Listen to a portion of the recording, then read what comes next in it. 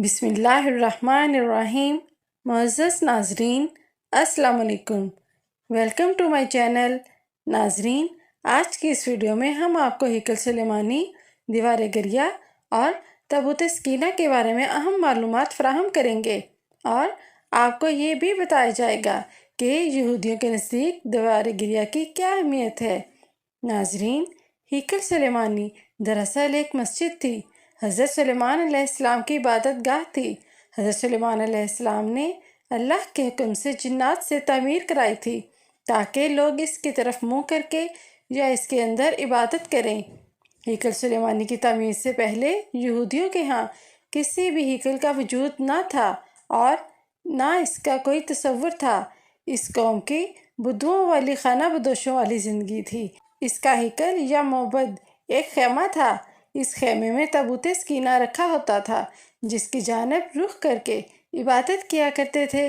ناظرین، اس روایت کے مطابق یہ تابوت جس لکڑی سے تعمیر کیا گیا تھا اسے شمشاد کہتے ہیں، اور اسے جنت سے حضرت آدم علیہ السلام کے پاس بھیجا گیا تھا۔ یہ تابوت نسل در نسل انبیاء کرام سے ہوتا ہوا حضرت موسیٰ علیہ السلام تک پہنچا۔ اس مقدس صندوق میں حضرت موسیٰ علیہ السلام کا عصا، من و سلوہ اور دیگر انبیاء اکرام کی یادگاریں تھیں۔ یہودی اس تابوت کی برکت سے ہر مصیبت پریشانی کا حل لیا کرتے تھے۔ مختلف اقوام کے ساتھ جنگوں کے دوران اس صندوق کو لشکر کے آگے رکھا کرتے اور اس کی برکت سے دشمن پر فتح پایا کرتے۔ ناظرین، جب حضرت داؤد علیہ السلام کو بادشاہت عطا ہوئی تو آپ علیہ السلام نے اپنے لیے ایک باقاعدہ محل تعمیر کروایا۔ ایک دن ان کے ذہن میں خیال آیا کہ میں خود تو محل میں رہتا ہوں، لیکن میری قوم کا معبد آج بھی خیمے میں رکھا ہوتا ہے۔ یہ بائبل کی روایت ہے۔ بائبل میں ہے، بادشاہ نے کہا، میں تو دیودار کی شاندار لکڑی سے بنے ہوئے محل میں رہتا ہوں، مگر خداوند کا تابوت ایک خیمے میں پڑا ہوا ہے۔ ناظرین، آپ نے ہیکل کی تعمیر کا ارادہ کیا اور اس کے لیے ایک جگہ کا تعین کیا گیا۔ ماہرین نے مشورہ دیا کہ اس ہیکل کی تعمیر آپ کے دور پہ ممکن نہیں، آپ اس کا ذمہ اپنے بیٹے حضرت سلیمان علیہ السلام کو دے دیجئے۔ چنانچہ حضرت سلیمان علیہ السلام نے سن 970 قبل مسیح سے 930 قبل مسیح کے درمیان اپنی بادشاہت کے چوتھے سال میں اس کی تعمیر کا باقاعدہ آغاز کیا۔ آج اس کی بناوٹ اور تعمیر سے اندازہ کیا جا سکتا ہے کہ یہ انسانوں کے بس کی بات نہیں تھی۔ اتنے بھاری اور بڑے پتھروں کو ان جنات کی طاقت سے چنا گیا تھا جن پر حضرت سلیمان علیہ السلام کی حکومت تھی۔ ہیکل سلیمانی کی پہلی تعمیر کے دوران ہی حضرت سلیمان علیہ السلام اس دنیا فانی سے رخصت ہو گئے، مگر جنات کو پتہ نہ چل سکا اور انہوں نے ہیکل سلیمانی کی تعمیر مکمل کر دی۔ ناظرین، یہ واقعہ آپ نے پہلے بھی پڑھا ہوگا کہ حضرت سلیمان علیہ السلام کی روح اللہ رب العزت نے دوران عبادت ہی قبض کر لی، مگر اس کی ترکیب اس طرح بنی کہ آپ ایک لکڑی پر سر اور کمر رکھ کر عبادت میں مصروف ہو گئے، اور اس لکڑی کے سہارے سے یوں لگتا تھا کہ آپ اب بھی عبادت ہی کر رہے ہیں جبکہ آپ کا انتقال ہو چکا تھا۔ بہرحال یہ ہیکل، معبد یا مسجد بہت عالیشان، وسیع و عریض تعمیر کی گئی تھی۔ حضرت سلیمان علیہ السلام کی وفات کے بعد اس میں 3 حصے کر دیے گئے۔ بیرونی حصے میں عام لوگ عبادت کیا کرتے تھے۔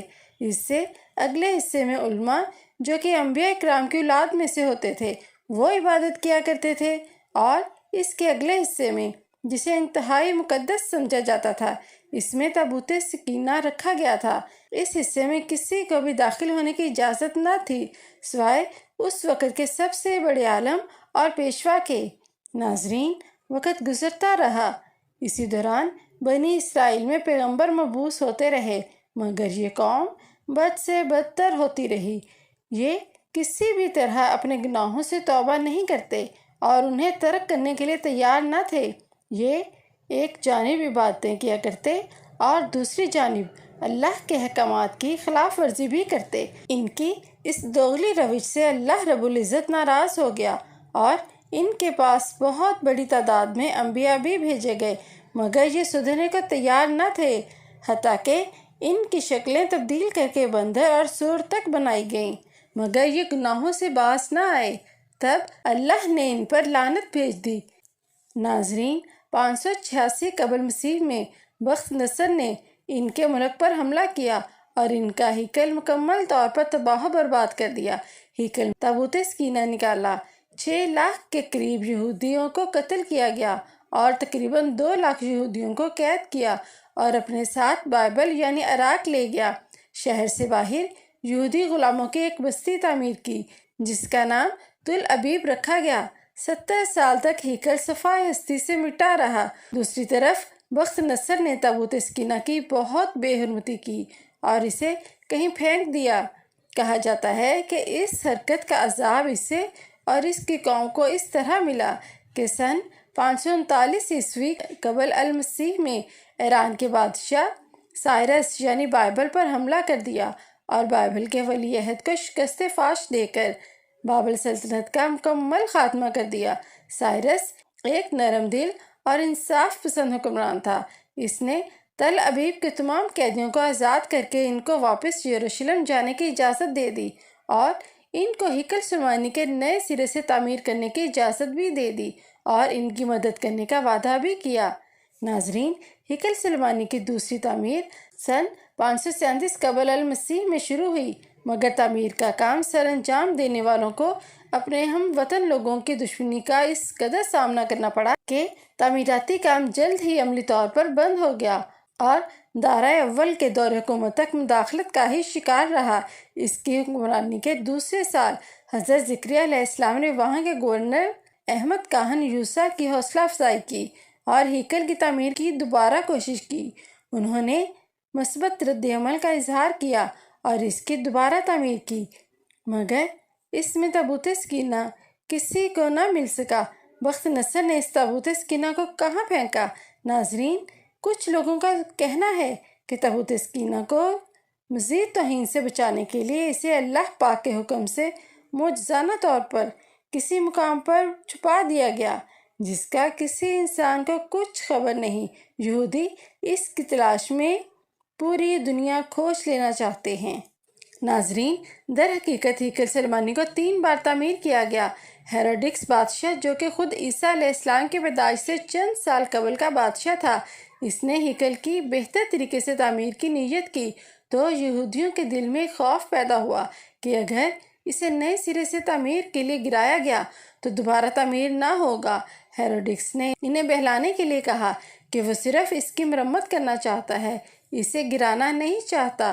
چنانچہ اس نے ہیکل کے ایک طرف کے حصے کو گرا کر کچھ وسیع کر کے تعمیر کرایا۔ یہ طریقہ کامیاب رہا اور یوں یہودیوں کی عبادت میں خلل ڈالے بغیر تھوڑا تھوڑا ہیکل گرایا جاتا اور اس کی جگہ دوبارہ نیا ہیکل وجود میں آتا رہا اور یہ کام تقریباً 18 ماہ میں مکمل ہوا۔ یوں تیسری بار ہیروڈکس کے ذریعے تیسرا ہیکل وجود میں آ گیا۔ دراصل وہ اپنے مسیحا کے منتظر تھے۔ کچھ عرصہ بعد حضرت عیسیٰ علیہ السلام کا ظہور ہوا۔ اللہ کے اس رسول پر یہودیوں نے ایک بار پھر مظالم کے پہاڑ توڑ ڈالے۔ دراصل وہ اپنے مسیحا کے منتظر تھے جو ان کو پہلے جیسی شان و شوکت عطا کرتا۔ حضرت عیسیٰ علیہ السلام کے مصلوب ہونے کا واقعہ پیش آیا۔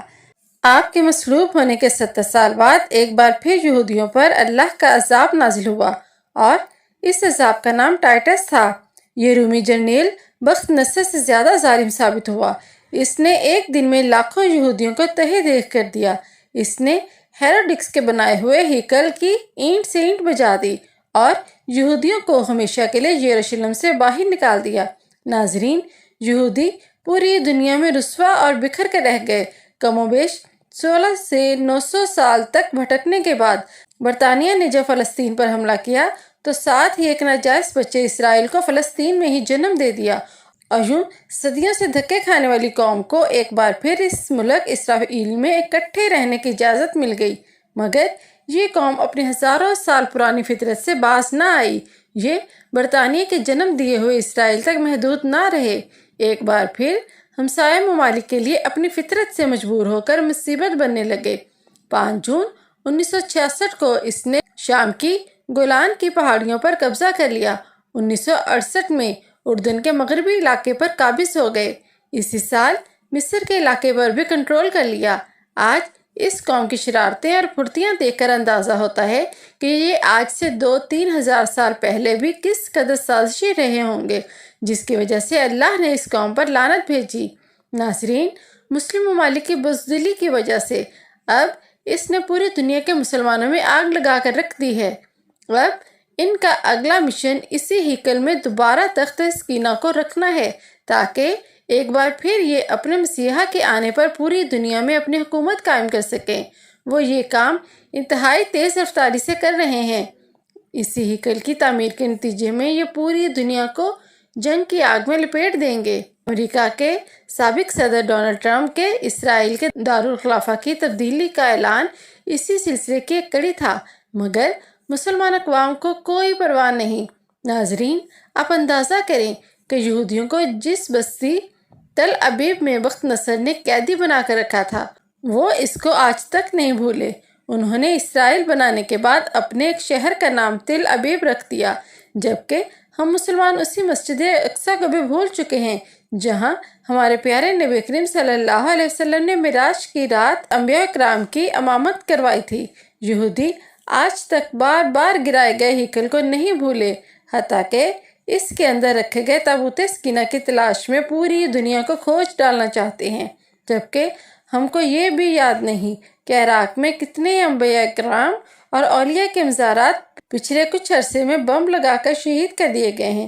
ناظرین، یہ بات انتہائی خطرناک اور افسوسناک ہے کہ اس وقت پوری دنیا کے مسلم ممالک کے درمیان اندرونی طور پر دشمنیاں شروع ہو چکی ہیں، جس کا انجام انتہائی بھیانک ہے، اور یہ یہودیوں اور اسرائیل کی سازش ہے جس میں یہ کامیاب ہو رہے ہیں۔ دعا ہے کہ رب العزت مسلم ممالک میں اتحاد اور اتفاق نصیب فرمائے۔ اجازت دیجیے، اللہ رب العزت آپ کا حامی و ناصر ہو۔